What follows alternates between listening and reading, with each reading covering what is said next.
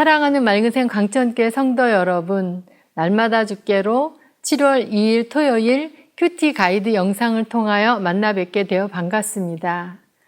샬롬, 성도 여러분 잘 지내고 계시지요? 벌써 2022년도 반년이라는 세월이 훌쩍 흘러갔습니다. 7월 달을 맞이하게 되었는데요. 이제는 무더위를 잘 견뎌야 하는 계절을 지내야 할 것 같습니다. 성도님들의 가정마다 건강과 평안한 삶으로 인도하심을 받기 간절히 바랍니다. 오늘의 말씀은 시편 139편 13절에서 24절까지의 말씀을 살펴보려고 합니다. 먼저 시편 139편이 쓰여지게 된 배경에 대해서 설명해 드리고 내용 관찰로 들어가겠습니다. 본시는 전지전능하시고 무한하신 하나님의 속성에 대해 매우 독특하고 다양한 표현으로 생생하게 묘사하고 있습니다. 시인은 관념적이고 추상적인 차원에서 하나님을 취급하지 않고 구체적으로 삶을 주관하시고 인도하시는 측면을 부각시키고 있습니다.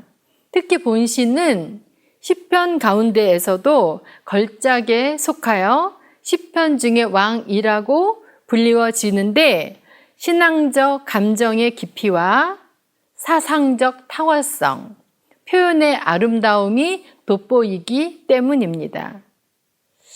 또한 본시는 다윗의 왕정 말기에 쓰여진 작품으로 볼 수 있습니다.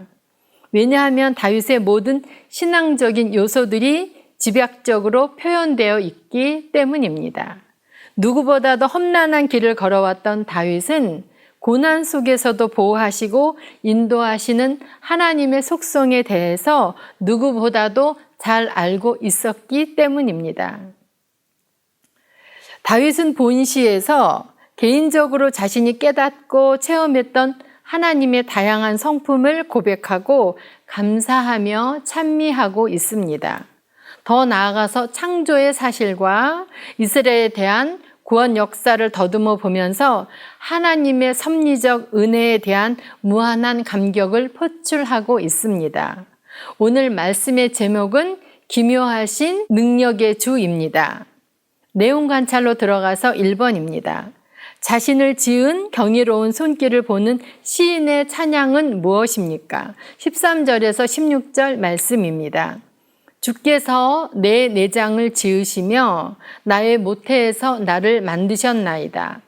내가 주께 감사하옴은 나를 지으심이 심히 기묘하심이라. 주께서 하시는 일이 기이함을 내 영혼이 잘 아나이다. 내가 은밀한 데서 지음을 받고 땅의 깊은 곳에서 기이하게 지음을 받은 때에 나의 형체가 주의 앞에 숨겨지지 못하였나이다. 내 형질이 이루어지기 전에 주의 눈이 보셨으며 나를 위하여 정한 날이 하루도 되기 전에 주의 책에 다 기록되었나이다.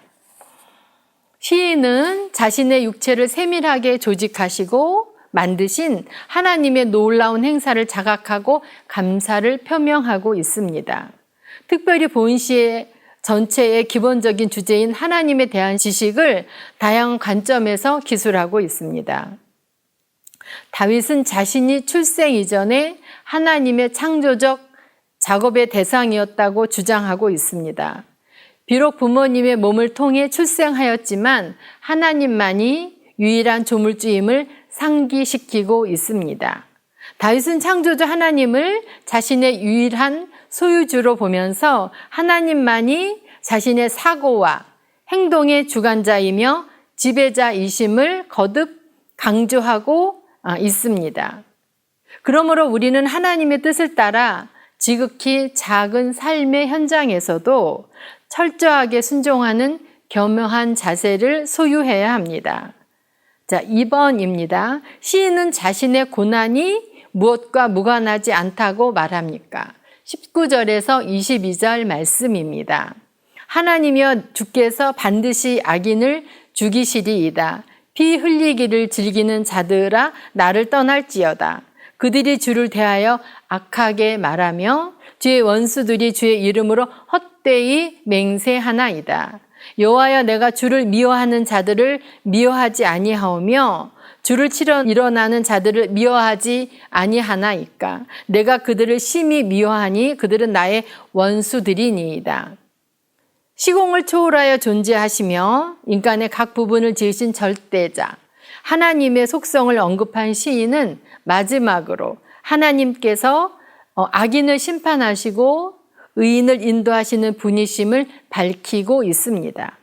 시인은 하나님의 거룩하심과 악을 미워하는 속성을 묵상하며 자신의 생각과 행동을 반성해보고 바른 길을 갈 수 있도록 간구하고 있습니다.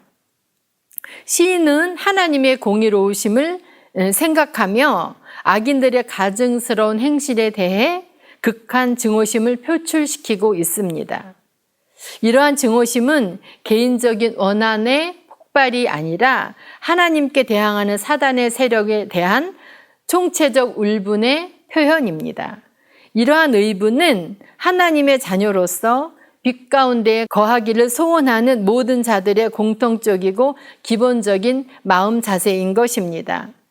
3번입니다. 시인은 악인을 경계하면서 동시에 무엇을 경계합니까? 23절에서 24절 말씀입니다. 하나님이여, 나를 살피사 내 마음을 아시며 나를 시험하사 내 뜻을 아옵소서. 내게 무슨 악한 행위가 있나 보시고 나를 영원한 길로 인도하소서. 시인은 하나님을 조롱하고 무시하는 악인들의 모습을 상상하면서 견딜 수 없는 아픔을 느꼈다고 볼 수 있습니다. 또한 시인은 여기서 한 단계 더욱 발전하여 자신도 동일한 오류에 빠지지 않기를 간구하며 하나님을 경외하고 경건하게 생활하겠다는 각오를 표명하게 되었습니다.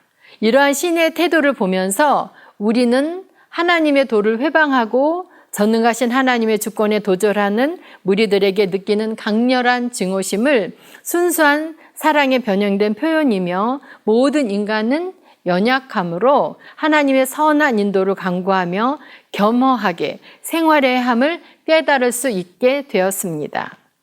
연구와 묵상 4번입니다. 고난을 지나가는 시인의 믿음은 어떠한지 묵상해 봅시다. 시인은 하나님의 존재는 만유에 충만하고 공간을 초월하며 존재하는 무한자임을 드러내고 있다고 하였습니다. 다윗은 흑암조차도 하나님의 눈길을 감출 수 없다고 말하고 있습니다. 하나님은 빛이시며 세상과 어두움을 직접 만든 창조주이므로 만물을 친히 감찰하실 능력이 있다는 것입니다. 그러므로 불법을 행하는 자들은 인격적인 하나님께서 위선적인 가면과 가식도 완전하게 통찰하시는 분임을 알고 두려움을 느껴야 할 것이라고 이야기하고 있습니다. 만약 우리가 죄를 지어 도망하려고 한다면 전혀 불가능한 시도일 뿐이며 우리는 피조세계의 모든 속성을 알고 계시는 하나님 앞에 나와 마음속의 온갖 불순한 동기와 생각들을 숨김없이 고백하고 밝은 빛 가운데서 살아가야 합니다. 다윗의 이러한 태도는 고난 속에서 어려움을 겪어가면서 피조물로서의 인간이 취해야 할 바른 믿음의 자세라고 보여집니다. 삶의 작용 5번입니다. 나는 모든 것을 아시는 하나님께 악인에 대한 처분과 인생의 여정을 맡기고 있습니까? 나 또한 원수의 마음으로 살고 있지는 않은지 생각해 봅시다. 기도하겠습니다. 사랑하는 하나님 아버지, 다윗은 시편 139편을 기록하면서 하나님께서는 인생을 감찰하시는 분이시며 무소부재하셔서 온 우주에 충만하신 분이시며 모태에서부터 모든 조직을 만드신 전능하신 분임을 설명해 주었습니다.